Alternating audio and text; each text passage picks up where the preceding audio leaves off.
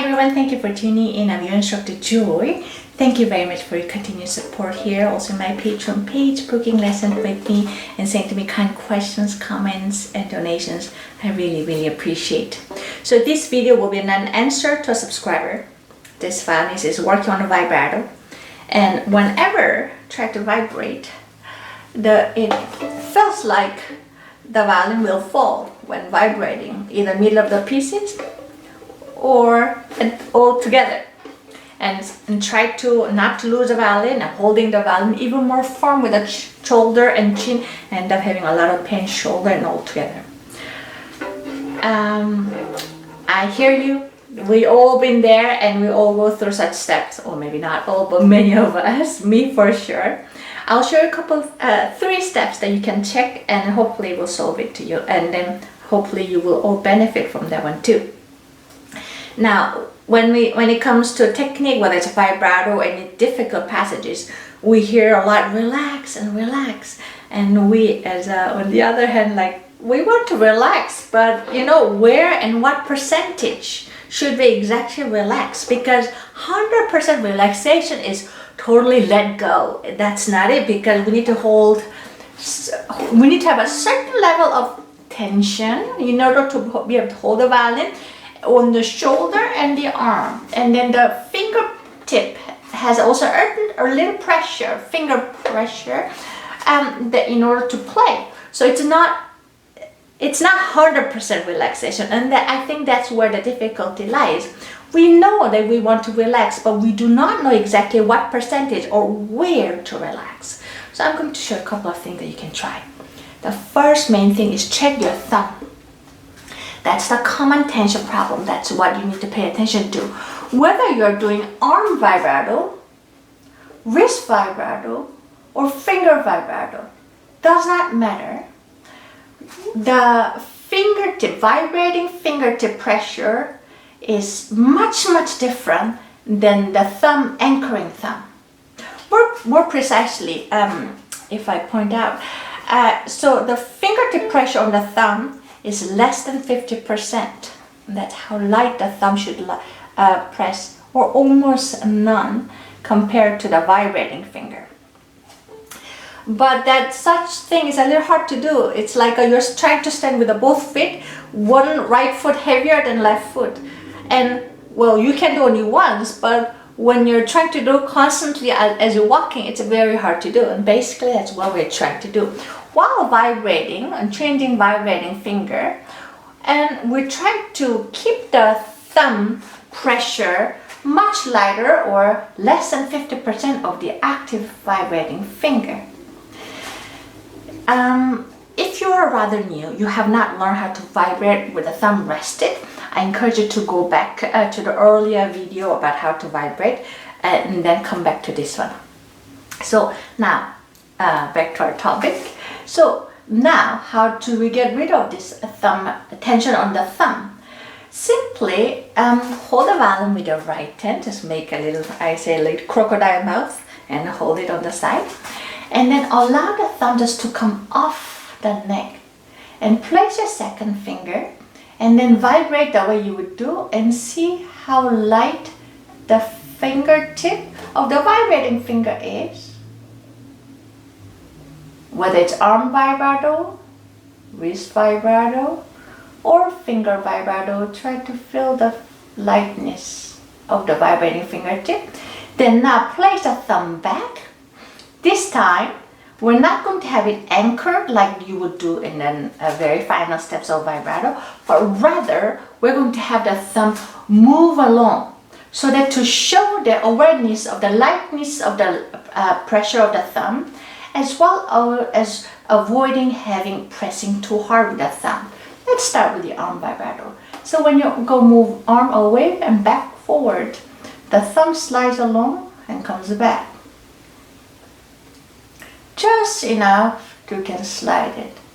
Now let's say you're doing wrist vibrato, same thing goes. Now the thumb slides a little flatter, and that one. When you're doing finger vibrato, thumb goes slightly under. Allow to move along. Of course, this is not final. Simply, we're trying to teach the thumb to react or be aware of the pressure so that we know how to release the pressure of the thumb. Then, place the thumb while sliding. Now this time have it anchored the way you would do, and see if you can keep the thumb lighter as you vibrate. If you feel like you're pressing heavy again, then slide it again, and then ultimately anchor it.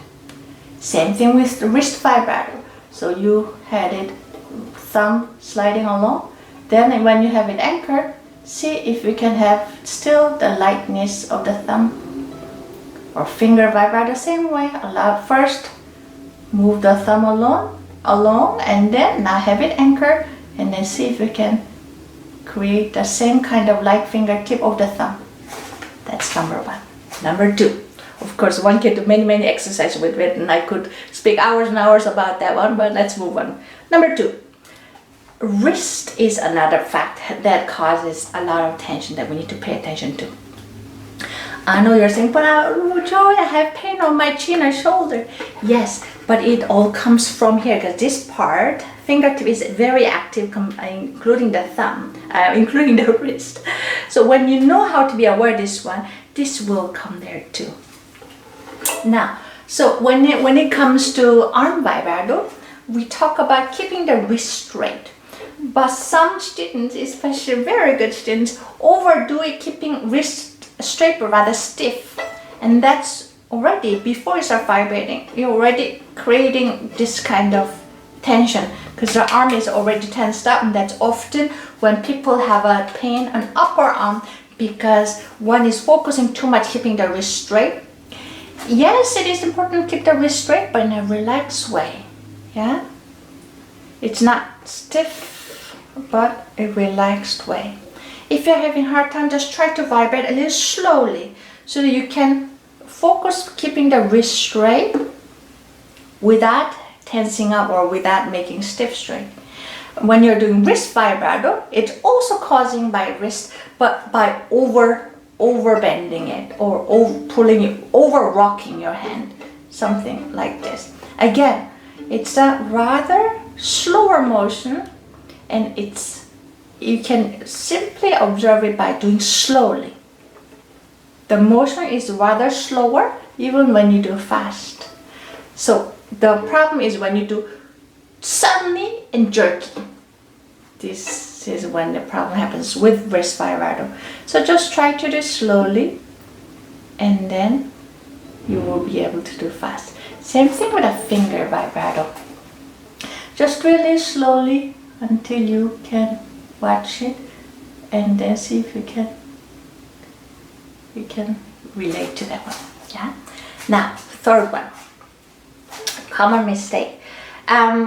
When we are learning vibrato from going from early stage to rather final step, now then that's where we have a little tension too, because when we are new to vibrato, we learn the motion of finger joint being curved and flatten and back to its curve. That way the sound gets dropped and comes back, and that's how the vibrato sound comes, drops and comes back. Whether it's arm vibrato, wrist vibrato, finger vibrato, the result, the sound is still sound dropping. The source of movement is of course different here. Now here, when we're new to vibrato, instructors, including myself, make it a little simpler, saying curved, flatten, and curved. So making one or two motion, curved motion and flattened finger joint motion, either by causing from the arm moving away or wrist rocking or fingertip being pressed slightly. Now, when you are in that concept, too much focus in that concept, and we're thinking as a two different motion, curve, and this is another cause of the tension, because the motion should be rather one. Ultimately, after you learn the motion of curved and flattened finger joint, next step would be rather one motion, meaning curved, still flattened, but instead of pulling forward and pulling your arm away and bringing back, or the wrist, it should be rather relaxing and bringing back. Relaxing and bringing back like this. Arm vibrato, relax. Notice also the entire motion is a bit slower and a little more smoother too. Okay.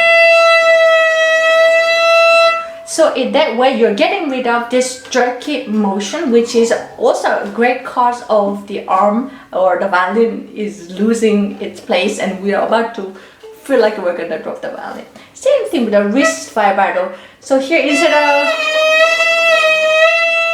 of doing this two motion, try to connect, relax and bring forward. Instead of forward, backward, forward, focusing forward and relaxing with the same impulse and come back. That's the motion. Sorry. Again. And finger vibrato, same way as well. Yeah, and so on. Yeah, so try yourself, long story short. If you feel like you're losing control or feel like you're gonna drop the violin, do it a bit slowly. Slow down that motion so that you're in the tempo where you can control all the right and left hand. And sometimes just isolating such as thumb tension or relaxation level can be very helpful too. Yeah, I hope this video was helpful. Thank you for watching and hope to see you again. Bye bye.